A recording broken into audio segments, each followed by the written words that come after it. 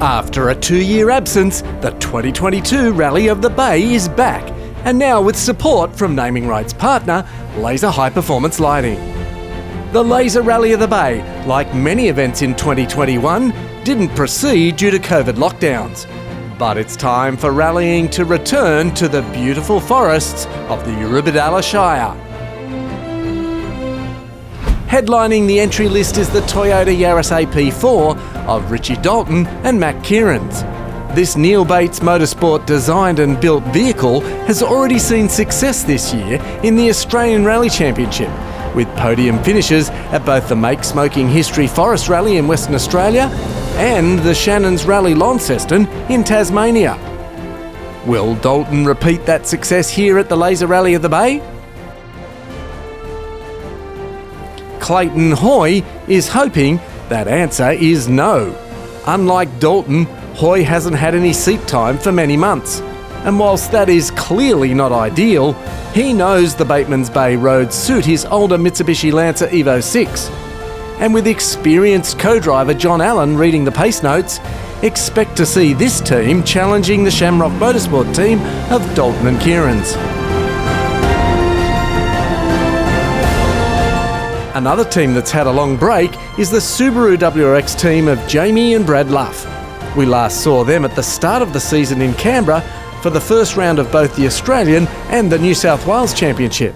Yeah, definitely. It wasn't our best event, obviously. Went for a little excursion, but car's all good, feeling awesome, so very excited to get out there. We're the most prepared we've ever been. It's never like this. Usually we're up at midnight the night before trying to get it sorted, but it's been in the shed looking shiny for about a week now, so be a bit more prepared this time. But yeah, blew the motor at Outer River, and yeah, new motor in it, new suspension, all looking straight and shiny, so we'll just try hold on to it. The Lazer Rally of the Bay allows teams to prepare pace notes, which is a massive advantage over using typical road books supplied by the event. But Nathan Quinn won't be taking that advantage. He and co-driver Ray Winwood-Smith couldn't fit pace noting into their busy schedules, with business commitments forcing them to use just the road book. But the former Australian rally champ almost didn't start the event in his new Hyundai i20, needing an air pressure sensor and coming up with an interesting workaround that got him to the start. In another Yaris AP4, Peter Dimick has entered after a strong showing at the second round of the New South Wales Championship. He finished the Mid-State Freight Oberon Stages rally on the podium, but missed the last round. Yeah, it's been a little while, a few months. We were entered for Bega, but 3 days before the event we found a problem with the car which couldn't be fixed in time. I've been coming here for a long time, like probably 30 years on and off. The roads I've found so far are pretty good, especially Western Distributor stage. It's probably one of the best stages in New South Wales, to be honest with you. Yeah, I love it. In the race for the New South Wales Rally Championship, Tony Sullins and Kaylee Newell in the Subaru Wrx will battle it out with series leader Riley Walters and Andrew Crowley in a newer spec Wrx. And don't discount Tim Wilkins and Jim Gleeson in the Mitsubishi Evo camp. Wilkins has exited the 2 previous rounds while leading the events. Stage 1 is 1 kilometre from the township of Mogo and a mere 5 minutes drive from the heart of Batemans Bay. The stage is Dog Trap 1 and is just over 7 kilometres long. A light shower of rain overnight meant conditions were ideal for some tight competition. Dalton and Kieran's were first into the stage and were immediately fast in the Yaris. Setting a time of 4 minutes and 2 seconds, the benchmark was set and it was up to the rest of the teams to try and match their pace. And that's exactly what they did. Hoy in the Evo Lancer was just 2 seconds slower. He started the rally on a Hoosier soft tyre and looked smooth on the unswept roads. Another second behind them was Sullins in the Wrx. He slotted neatly into 3rd place, but in the next stage, Buckenbauer 1, Sullins would take the lead, winning the stage by 6 seconds. Dalton was second quickest over the 16-kilometre Buckenbauer stage and was now 3 seconds behind Sullins. The times were close and the day was shaping up for some fierce competition. The third stage of the day was also the longest. At 25 kilometres, Clyde Long was completely different to the first 2 stages. with tighter, more technical sections before some fast-sweeping forestry roads. Dalton took the stage win in the Clyde Long stage and jumped back into the rally lead. But in the following 2 stages, he'd be beaten, relinquishing the top spot to be sitting in second outright at the end of the first heat. Meanwhile, Shannons couldn't match Dalton's pace in the Clyde Long stage. He was 18 seconds slower. In SS4, Big Bit, he dropped another second to Dalton and then matched his time in the final stage of the day, Berkshed.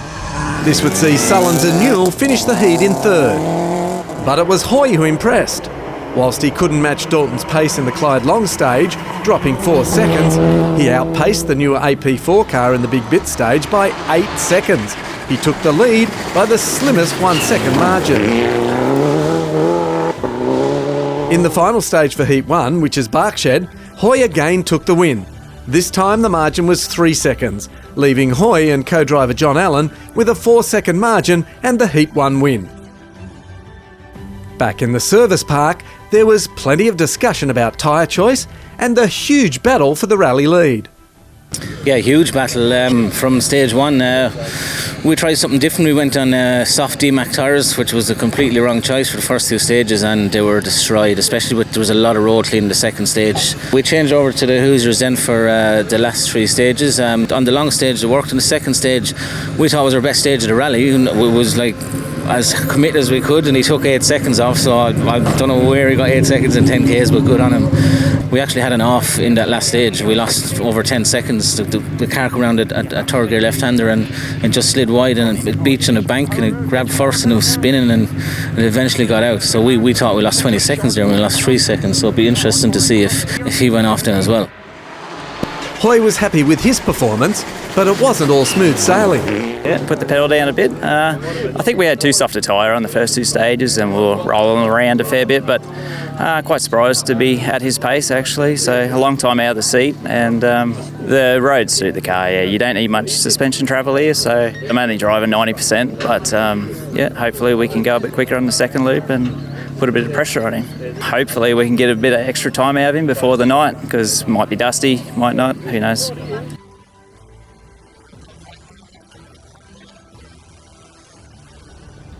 For Shannons, it was a good start to the day, especially winning stage 2.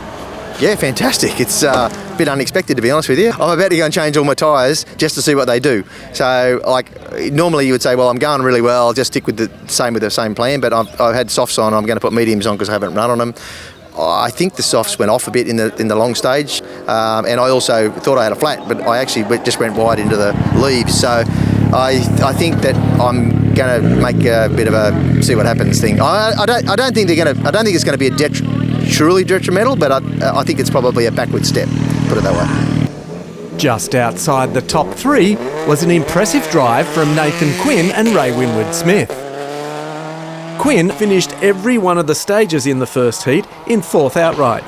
He was 1 minute behind the leading 3, but remember, he's not on pace notes. He's running the old-fashioned road book. Yeah, we expected 1 to 2 seconds a K slower, but yeah, we're with him 1. So I guess it's a good benchmark for future, and my advice would be, with the way things are at work for us and stuff, my advice would be open the championship up to pace notes and blind. The people on pace notes get a second a K handicap, and everyone goes for full points, and that would be my view.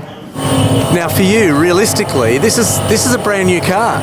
Yeah, it is. We haven't had the cleanest run with it, and we picked up a great car, but it was like a dishwashing glove, so we're just trying to make it like a latex glove, and some people will agree with the way I go and other people won't, but you got to make it right for you, and if you can come out of the end of a blind stage and be within a second a K of some of the top ARC drivers, then you know where I tell them to go. Back in the pack in the fight for the New South Wales Rally Championship, Tim Wilkins and Jim Gleeson in the Lancer Evo finished in 5th place, taking some much-needed points in the championship. Slotting into position 6 outright was current series leader Riley Walters and Andrew Crowley.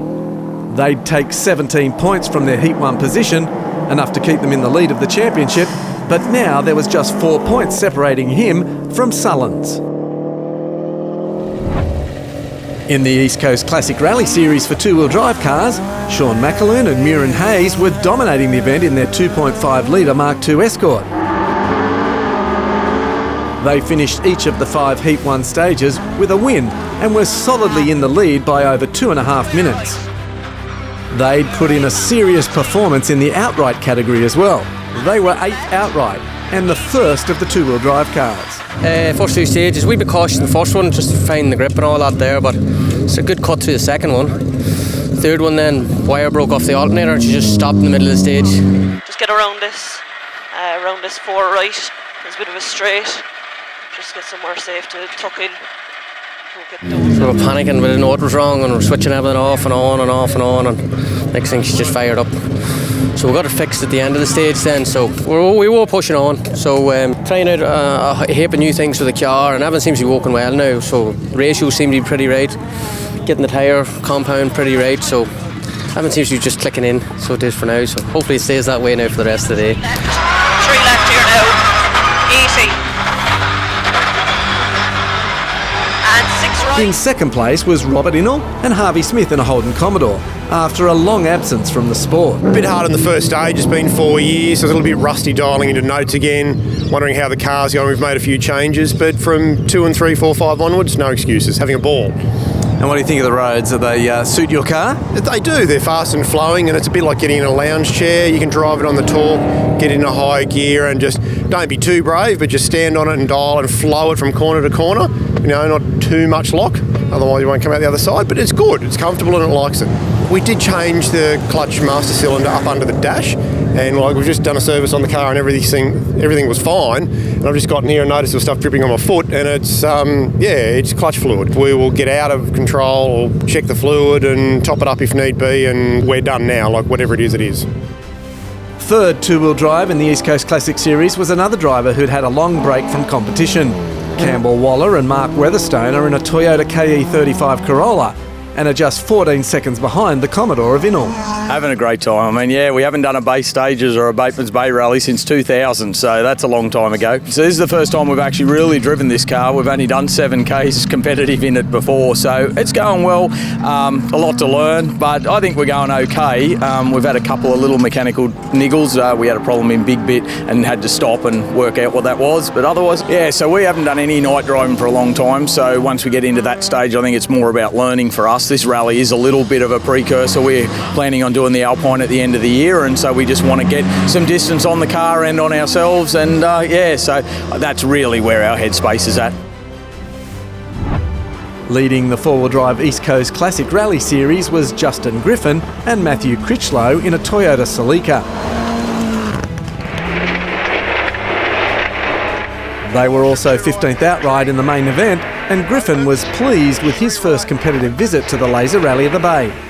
Yeah, no, it's been really good. It's the first time I've actually raced down here. I've been down here many a times before, but first time we've competed down here. We ran some recce yesterday just to try and get into the swing of notes and that. But unfortunately, we didn't get to do a couple of passes on, like 2 passes on 2 of the stages. But we're having fun. We're fighting power steering issues as well, but the stage is unreal. But it's enjoyable. There's a lot of people out in the stages and stuff cheering us on, so it's pretty cool to see that. And a bit of anti-lag for them and try and chuck it in and stuff. Probably feels spectacular, but doesn't look that great, you know. Meanwhile, the Luff brothers in the Subaru Wrx were off to a good start. After a string of non-finishers, they were really looking forward to a strong event. They were up as high as 8th outright, but unfortunately they struck issues in the Big Bit stage. We ended up just coming in a bit too hot and breaking the drive shaft, so the front right drive shaft. So I limped it through stage 4. Didn't want to risk breaking anything in stage 5, so I was poked on back here and fixed her up, ready for heat 2. All we can do really, fix it in a couple of minutes, which is really good. Had help from the Walters team, which is really nice. So yeah, ready to go. So the strategy for this afternoon, you got any particular plan or just going out and doing the same thing again? Yeah, same thing again, I guess. We're not in it to win it now, obviously, so we'll just go out, try get through, get to that finish like we spoke about, and have a bit of fun. It's now time for us to go over and have a look at the leaderboard, and as you can see, it's very close at the top. Join us for part 2 of our review of the Lazer Rally of the Bay. We'll have all the action from Heat 2, where we'll get to finally find out who wins this exciting rally.